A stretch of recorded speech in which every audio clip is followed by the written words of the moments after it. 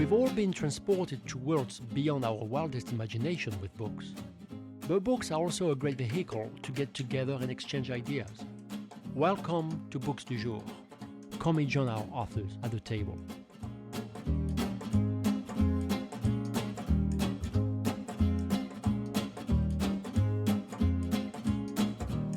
Welcome back to Books du Jour for new episodes, 3 new authors and 3 new books. For this week we are innovating. We have 3 first-timer, the first novel, and let me introduce them to you right away. We have Blindness with Susan Strecker. The Boat Maker by John Bandit, which just come out, and actually he was very impressed. I had the book before he had it. And Helen Won, the partner track. So Helen, let me start it with you, because I was reading about your biography and the topic of your novel, and it feels like your life took over and the novel took over as well, as one became unbearable. Yes? A lot of people ask me how much of my novel is autobiographical. That's right. Yeah. And of course I do share quite a number of external biographical facts with Ingrid, my protagonist, in that the story is about a young Chinese-American lawyer who is competing for partnership at a very powerful, prestigious New York law firm. And I began writing the novel as a young associate at a large corporate law firm here in New York. But I'm happy to say that it is decidedly a novel. It's decidedly fiction. Were you a corporate lawyer or litigation? I started off as a corporate lawyer, yes, okay. But then I eventually went in-house at a large media and entertainment company. Okay, that's right, and then you went into Time Warner. Yes. Okay. Right. And, is it very different, or is it still corporation? The law firm culture versus being corporate counsel at a company are quite different roles, I think. Yeah, each with its own. You get to leave at 5 o'clock, or you have to bring your bed over. You are freed from the tyranny of the billable hour once you go in-house. Because I hear a horror story about lawyers in New York. Basically, you join a firm and they own you 24/7. The billable hour is king in law firm life. But, of course, like anything, there are trade-offs, as with everything in life. So 12 years to write a book, why so long, and how did it get to take over slowly? I initially conceived of the book when I started my first job, but career takes over, and family obligations and a lot of other life stuff gets in the way. There were whole years that would go by when I actually just wasn't working on the novel at all. But I just was never willing to give up on the story, and I believed that there was an audience out there, and the catalyst that made me kind of dig it back out and revise and polish was an alumni event sponsored by the Women's Committee at my old law firm. The wonderful journalist turned novelist Anna Quindlen was speaking. Oh, okay. And someone from the audience asked her, what's the best advice that you could give an aspiring a lawyer who is an aspiring novelist? And she said, make sure you know the difference between really wanting to write and merely wanting to have written. And I just thought that was such a brilliant way of putting it, that I needed to put my money where my mouth was. So I finished it. It's interesting because when people ask questions in public speaking, I always feel like those answers, they go nowhere. I'm just like, oh, you peel bananas and buy oranges and you're an author, And they bring John into a conversation. Have you been writing for a long time? I have been writing as a journalist in science, and then something hit you on the head and you had to write a novel? Was that a boat? Not exactly. Not exactly. I've actually been writing fiction and poetry for a very long time. In addition to that, I had a career as a science journalist. And so really, in a way, my life was on these 2 parallel tracks. And I enjoyed being a science journalist, but my heart was really much closer to writing fiction, to creative writing. And so I'd written a great deal, but nothing was ever published until now. And I decided about 12 years ago that it was really time, as you were saying, to put my money where my mouth was. And so I left having jobs in science journalism, and I set up a consulting business, also in science publishing, but which allowed me to have a great deal more time for my own writing. Going from the scientific methods, very practical and very rational, to go into this messy, abstract, creative field. Yeah. What happened? It's hard to ever know about oneself really very clearly, but I think both of these things are elements of my personality. And I've been doing them, as I said, on parallel tracks for a very long time. But the one that is really closest to, I think, the core of who I am is the messier one. So. You did a lot of poetry or dabbling into poetry for quite a while. Was that Adrian Rich? Is that you? I started out by writing poetry. I really started as a poet, and I was very fortunate enough to have a workshop with Adrian Rich when I was an undergraduate at Swarthmore. And of course, I was in love with her the way that everybody else was. She was a wonderful teacher, and that was really, that was part of how I started. And after a while, my work shifted from poetry into prose poetry and then into fiction. You read your book and it's extremely stylized in a good way. Yeah. And it feels like short sentences, pop, snappy, punchy, and it has a sort of a fluidity and a rhythm of poetry. It clearly reflects the fact that I started out as a poet, and I think that I hope that it has a story that's also compelling, but I think the fact that I started as a poet is reflected in the book. Sid, I would like to bring you in the conversation. You also have an interesting path into writing. I was reading a story about you that once you were owner with your father of a water park. Is that correct? A motorsports park. Motorsport, okay. Yes, he had. I grew up in the world of NASCAR. My dad had a NASCAR team for about 12 years, and then he himself was a drag racer, and he had a parts business that they made performance parts for race cars. And then he bought this racetrack in Jupiter, Florida. And after he died in 1998, I took that over and I did that for 10 years. Your book, the topic of your book is very much about your father, the journey back home. It is a little bit. Well, he's the catalyst. Yes, yes. Was that really autobiographical? The catalyst for the book was that my dad was terminally ill. He had brain cancer and he died from that. And I had this great love with my dad. And I wrote the book to really tell that story because it was something that needed to be told. It was something that I needed to tell for two reasons. One, to work through my grief of losing my dad, and he was very young. He was only 59. And then the other reason was because he was such a great guy, I needed to find a way to honor him. So the book is not autobiographical, because Jenny, the main character, is very different from me, but it does tell a great love of a story between a father and his daughter. But while writing a novel, you could have kept the story to yourself and write your diary, but you felt compelled to put it into a book form. Well, I've always liked to write. It actually started when I was very, very little, and my parents had big sport fishing boats, and I hated the water, and I hated fish, and I got seasick, and fish is food of the devil, and my brothers were mean, and they'd throw me overboard, and it was, it was not the most fun I've ever had in my life. And my mom, to try to keep me happy, would bring along a notebook and a pen and say, just write about your stories. Here, just keep yourself entertained. I think she was just trying to get rid of me.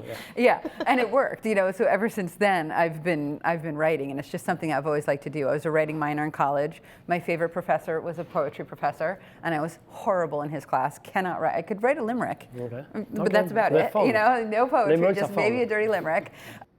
So when my kids started school, I sold the racetrack so I could be home with my kids. And then I had 2 hours and 20 minutes in the morning when both my kids were at school. And so I started writing the story then. Theme of the woman's sacrifice or the family values. If you're a woman and mother, your book is very strong on that too. Yeah? On that topic where you have to make choices. You can't have it all. You say you can't be pregnant and write a book and work full time.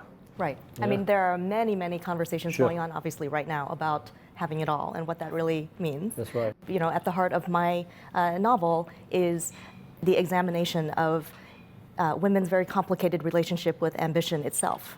That was something that I really wanted to examine. So what's a partner track? What is it about? The partner track refers to the period of time that a young associate starting off at a large corporate law firm takes to be-all, end-all partnership vote, where you are or are not eventually voted in as a member of the club. Mm-hmm. But actually, my book takes place in a very, very short period of time. It's the summer that this particular young woman, she is the only woman of color left standing at this particular law firm from her entering class of associates, and her chances are expected to be very, very good at partnership. And then, of course, certain things happen along the way to complicate matters. You talk about people dropping from the race just when they're about to get there. Yeah. What was that? Is that because the pressure is too strong? You say the sacrifice has been too high, you don't want it at the end? Or? At heart, the novel is a story about often feeling like a fish out of water. Obviously, that is not unique to women, and it's not unique to people of color either. I think everyone at some point in their professional life may feel like a fish out of water. So it examines those cultural aspects of a professional workplace and what may make someone decide to stay in the race or take themselves out of the running.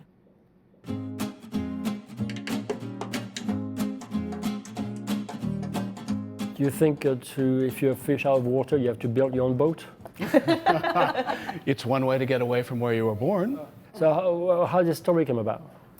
I didn't really know that I was writing a novel. Okay. I thought that I was writing a collection of short stories, right? And I was actually taking a writing workshop, and then came along a story about a man who lives on a small island, builds a boat, and sails away from where he was born. And I thought it was better than what I had been writing before, and I was very pleased by that. So I put it in the collection of short stories, and I thought, well, that's nice, it's a nice addition. A little while later, another story came to me which had to do with what happens when he makes it to the next island over, which happens to be called Big Island. Big Island, yeah. Some things happened to him there, and the second short story was really about that. So I put that in the collection, and I thought, well, now I'm really done with this character. But apparently he wasn't really done with me, because what happened after that was little bits and pieces of things would come in, right? And I would write them down on little scraps of paper. And I guess that I must be a very slow learner in a way, because it took me a long time to realize that this was really a novel and not just a bunch of little pieces of paper. And when I finally realized that, then I sat down and I looked over everything that I had written, and then I wrote a first draft. I can't say that I set out to write this novel. It reads like, is it a parable? Is it a fable? Is it a novel? Where are we going with this? Is this like a spoof on Rabelais meet Jonathan Swift? Right. And then it becomes his own voice, yeah? It's about a character who persists, right? Who persists in spite of obstacles and in spite of encountering situations that he doesn't at all understand.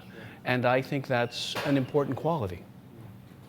You have your human character has to go away for X years and then come back and face the past, right? Yes.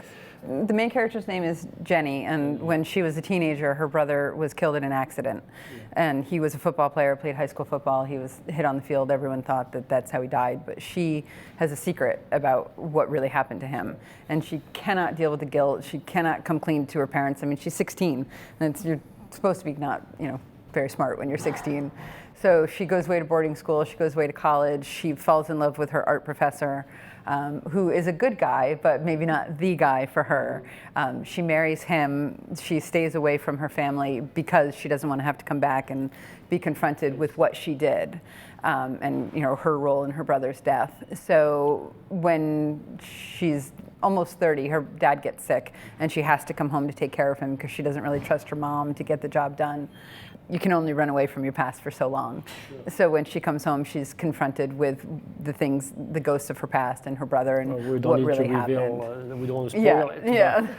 You think it's the only way to move forward is going back home and face I think so. I mean, own demons? People say you can never go home again, and I don't think that's true. I think home is what sets you free. At least it's what set Jenny free, for sure. Your character also has a lot of resilience, yeah? She keeps pushing. Deceptions, is that also that you feel about life? You have to, no matter what, you have to keep on moving? The novel is a story of Ingrid trying to figure out what her ambition is. Mm-hmm. Like Hansel and Gretel, she has been following the trail of breadcrumbs. She hasn't had time to stop and examine, why am I following this trail? What do I want at the end of this journey? I think I wrote the novel as a sort of American dream story, or an examination of the American dream story.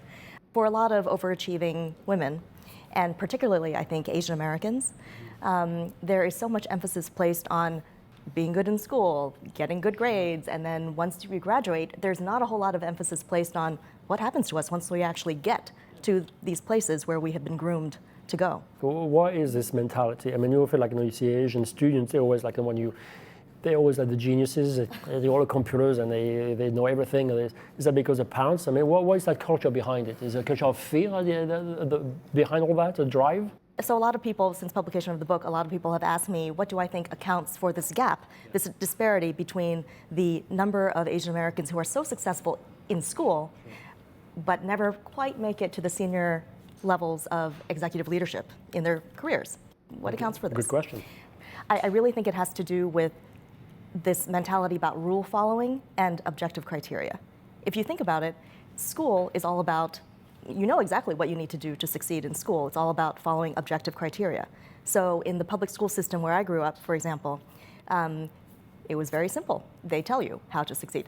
Once you get to the corporate world, everything is different. It's all about subjective criteria. It's about soft skills that they cannot teach you in law school. So no one's telling you that, hey, buddy, it's 10 points to have lunch with that guy, 5 points to have place But lunch with that person. isn't it true to every businesses to some extent?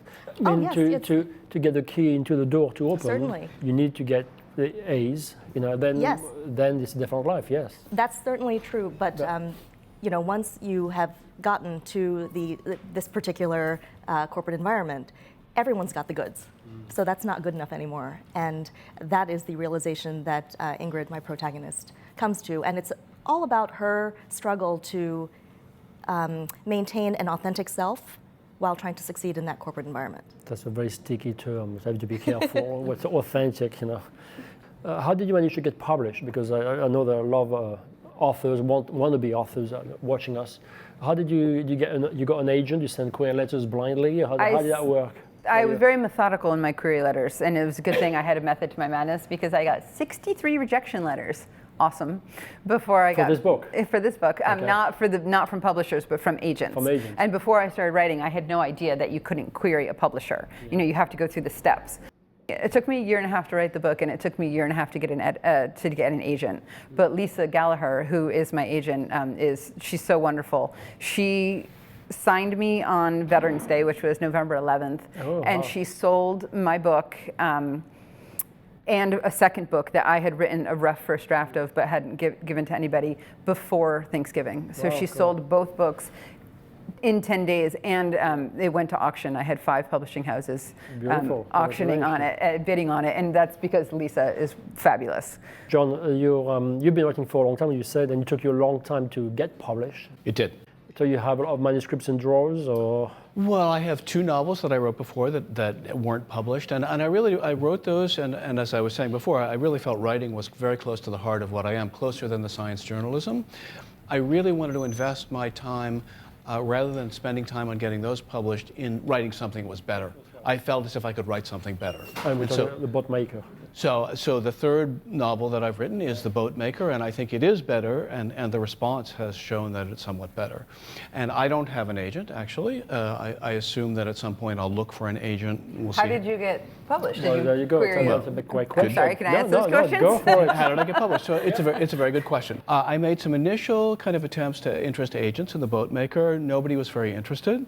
But what happened was, in the course of my consulting business, I made a wonderful friend, a woman named Jay McCulloch, who had spent a long time as the managing editor of the Paris Review, and was also instrumental in the founding of Tin House Magazine and Tin House Books. And so Jay and I became friends.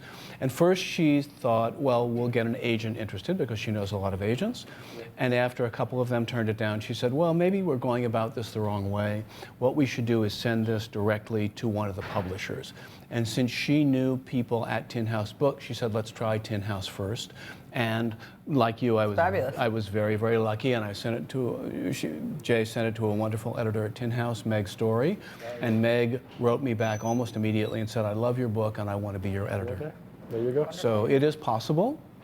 Ellen, what was your trajectory on that front? Actually, it was a little bit unusual how I met my agent.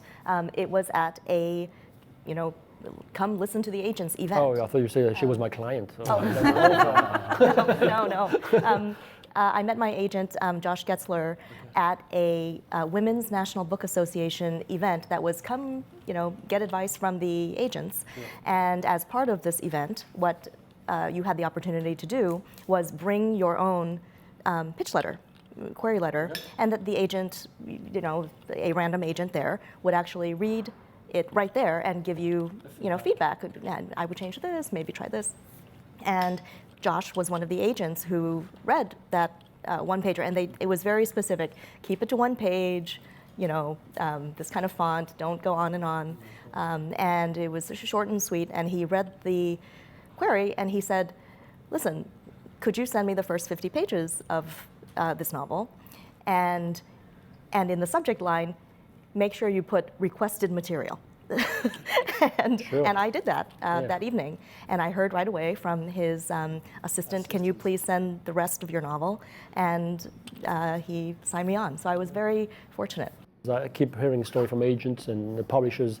They're not really interested in established authors. So before it used to be you need 5 or 6 books to prove that you're an author, then they will sign you. Yep. But now if you have no track records, no one knows who you are, it's almost easier to sell than someone who has been around and been doing like you have been doing.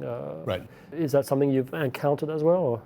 Well, I think there's an interest in new voices. I think there's no question about that. But I also think publishing is a very difficult challenge at the moment, particularly for literary fiction. Agents look at things primarily from the point of view of what business can we generate from selling this. And I think that's a pretty tough calculus in today's market. The stories, you stitch them together with a short story together. And when did it become a novel? As I said, I wrote 2 short stories to begin with, and then a bunch of little pieces. And the whole story was really there in those 3 elements. That is the 2 short stories and the set of little sort of puzzle pieces. It was all there. Then I had to sit down and write essentially a first draft of a novel. That was when the outline of it really became clear.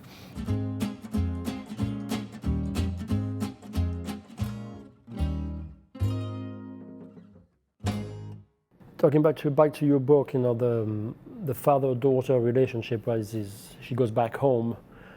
It's very intense. People are commenting about that, the feedback you're getting from people. I'm getting great feedback about that, and I think because it's a heartbreaking story. It is kind of sad. Yeah. It's less sad than it was. The original ending I had for it was very, very sad. Too sad. Too sad. Too sad. Did it make you cry when you reread it? Did I mention that my hero is Pat Conroy? Sure. So Yeah. I wanted to be like him. I did cry. There were 3 separate passages when I wrote that like my kids would come in my office and, Mommy, what's wrong? And parts of it were very hard to write. And it was less about feeling sadness because of my dad and more about I was heartbroken for this girl. It was very, very difficult for me to write the piece where she eventually comes clean with what really happened when they're in the shoe store and she's with her best friend. That part really got me because this whole book is kind of what could have been, and that's a terrible question to have to ask yourself. Sure. What could have been if things had been different, if the accident hadn't happened, if she hadn't run away. It was a very haunting question for her of what could have been. Haunting and paralyzing as well. Yes, yes. Yes. He short-circuited you. Yeah, exactly. The story itself was for you a way to make peace with the past? No, it was. We're not going to believe you, but you can say no. Well, she says no. No, okay. I'm so well adjusted. It was totally fiction. It had nothing to do with me. And it was like I said, was really a way to honor my dad. Yeah, okay. And you had to write it. I had to write it. There was a first draft of this book that was more like a memoir that I actually started about the month before my dad died when he was in the hospital, and he was in Baltimore and I lived in Connecticut and he lived in Florida, but his surgeon was in Baltimore, and so we spent about a month sitting in a hospital room, and I started writing the first draft of a very different book then, to just get through my grief, to just get through every day, and then I put it away, like you said, I put it away for about 10 years, and then I rewrote it as this novel, so my family would still speak to me because it was a little memoirish in the beginning. So what do you do now? I'm a full-time novelist now. Okay. You're a mom as well, right? I am, and I'm a new mom as well. Yeah, Yes. that's right. So it's I have a toddler. 2 big So- babies to take care of. Yes, I feel like I gave birth to a first baby and a first book the same year, and not something I recommend necessarily. John, I want to wrap with you. Your Certainly. upbringing was very traumatic. My upbringing was traumatic, of course. Every writer's upbringing is traumatic. Otherwise, why would I be a writer, That's right? Well, absolutely. I would say, outwardly, my upbringing was rather calm. My father was a scientist, which is part of the reason for my interest in science. I grew up in an academic, upper middle class household in Seattle, Washington. So you did not rebel against them. You went in the tracks, eh? I rebelled. I kicked over the traces. Okay. I'm sure that they would have imagined that I would be an academic, certainly rather than a writer. And what I really started out as was a newspaper reporter, which was something that I was really anathema to them, because in a way, Jewish parents are very much like Chinese parents. It's like they would have imagined me as a lawyer or a teacher, an academic, a doctor. So I went on a different course, and it was, it wound around before it wound up at the place that it is now. Let's put it that way.